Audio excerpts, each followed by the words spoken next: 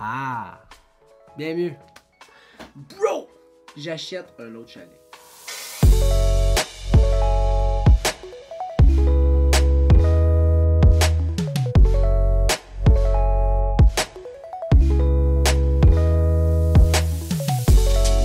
Ouh là là, ouh là là, ouh là là.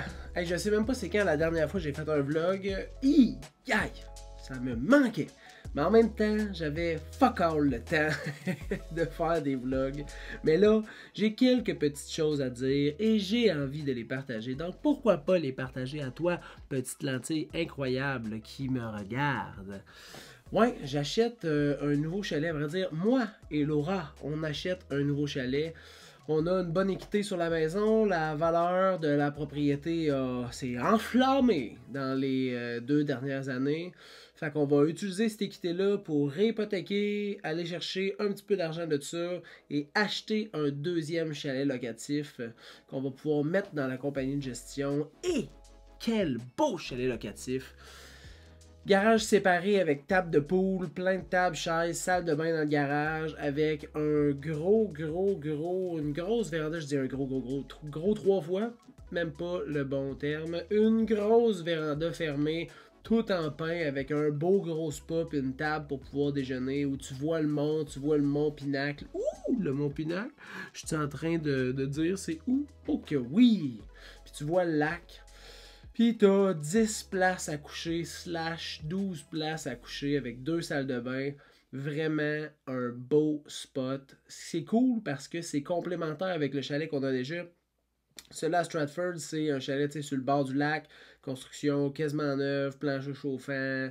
On n'autorise pas les chiens. C'est vraiment un coin relax pour aller chiller. Le truc cool là-bas, c'est le lac. L'autre chalet, c'est vraiment un chalet plus de rassemblement, de petits parties de famille, petits parties de chum la fin de semaine. Fait que tu sais, chum-chumette, là, je veux pas être sexiste, là, fait que chum-chumette. Fait que c'est vraiment différent où on risque de permettre les animaux. Fait que demain matin, on va faire l'inspection, le test d'eau, les prises de mesure, les soumissions avec les entrepreneurs pour faire les petites rénovations, les petites modifications qu'on a envie de faire. C'est vraiment quelque chose qui m'intéresse. Je vous l'avais dit, vous savez, là, j'aime ça partir en peur avec une million de projets, mais cette passion-là qui est d'acheter des chalets locatifs puis de les mettre sur Airbnb, j'y prends un grand plaisir, un malin plaisir. Puis j'ai des gens, des courtiers, des amis qui m'ont interpellé pour que je les aide dans une recherche ou dans un achat immobilier pour des chalets. Puis je t'avouerais que c'est un créneau que je trippe énormément. C'est le fun, c'est rentable, c'est que du plaisir, que du plaisir. Fait que ça, c'est un projet incroyable que je suis en train de réaliser. Cette semaine, j'ai essayé d'apporter cette sweet caméra avec moi pour faire un petit vlog sur la route. Et wesh, j'ai manqué de temps. J'avais full de rendez-vous. J'avais plein de sujets que je voulais vous parler sur la route. Ça aurait été vraiment hot. J'avais 2 évaluations à faire. Je faisais 2 visites. Une présentation d'offre d'achat.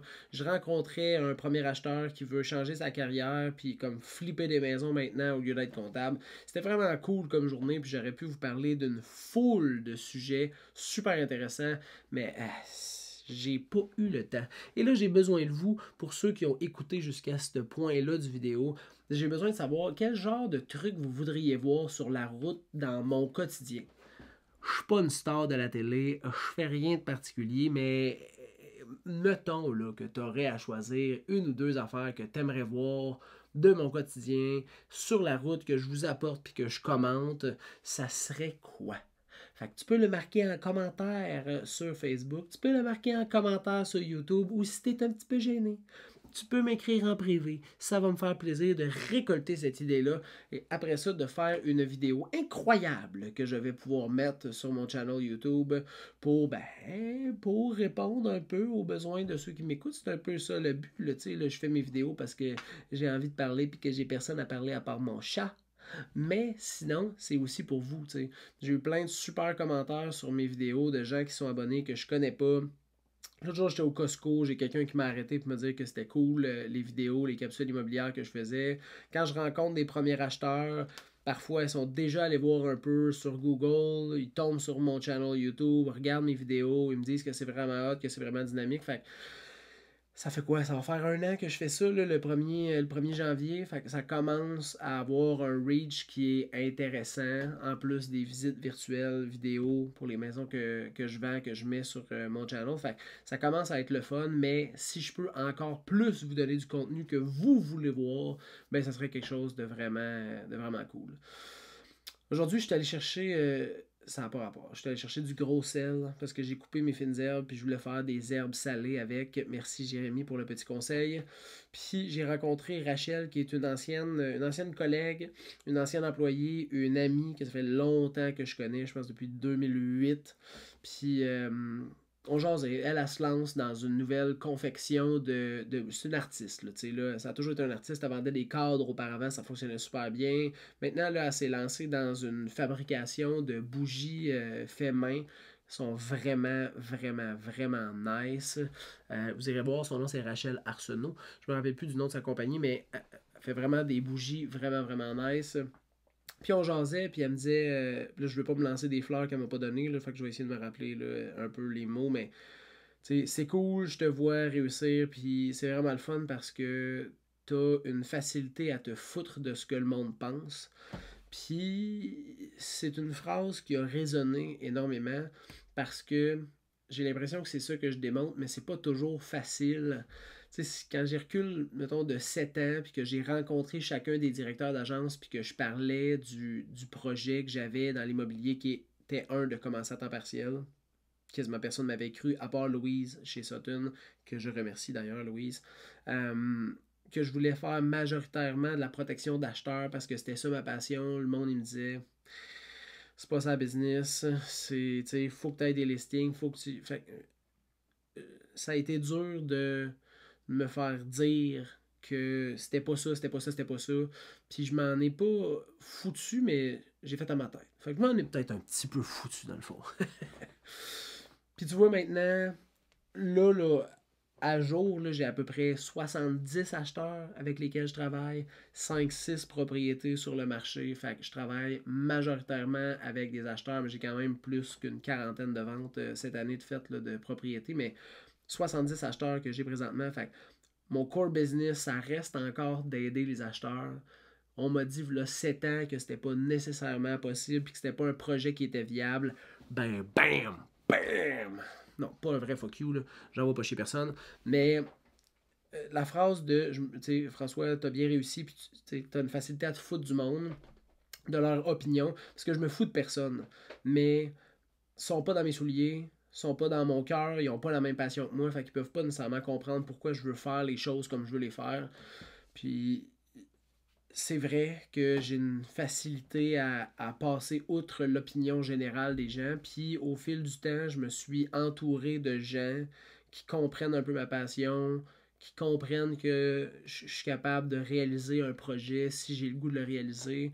Fait que c'est les commentaires de ces gens-là ben, viennent mettre de l'huile sur le feu puis me permettre de continuer de driver mes projets. Fait que c'est vraiment le fun parce que ça n'a pas tout le temps été comme ça. Je remercie les gens là, qui ont été sur mon parcours, genre Pierre-André, Afid, que ça soit ma famille, ma blonde, Carl, Jean-Nicolas Lavoie.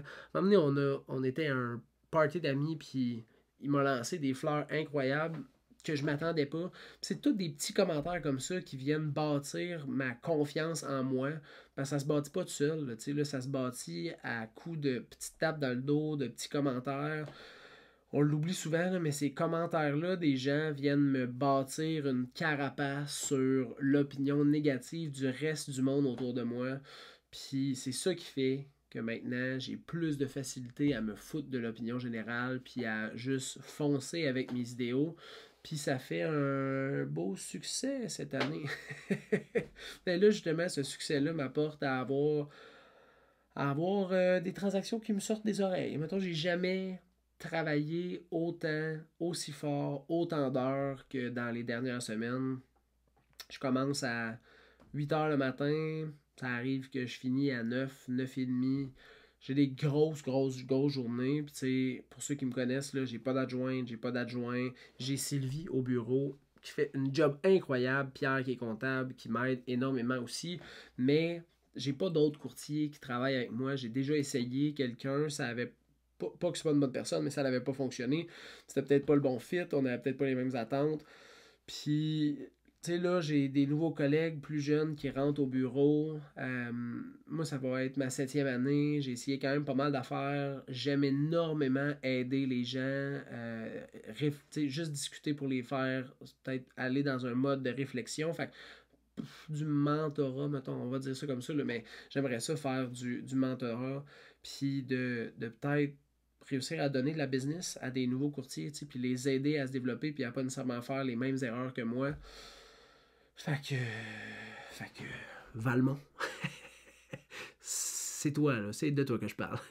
Si jamais tu veux travailler avec moi, ça va me faire un très grand plaisir de travailler avec toi parce qu'il y a un jeune courtier qui va rentrer chez Sutton qui va être une bête dans l'immobilier.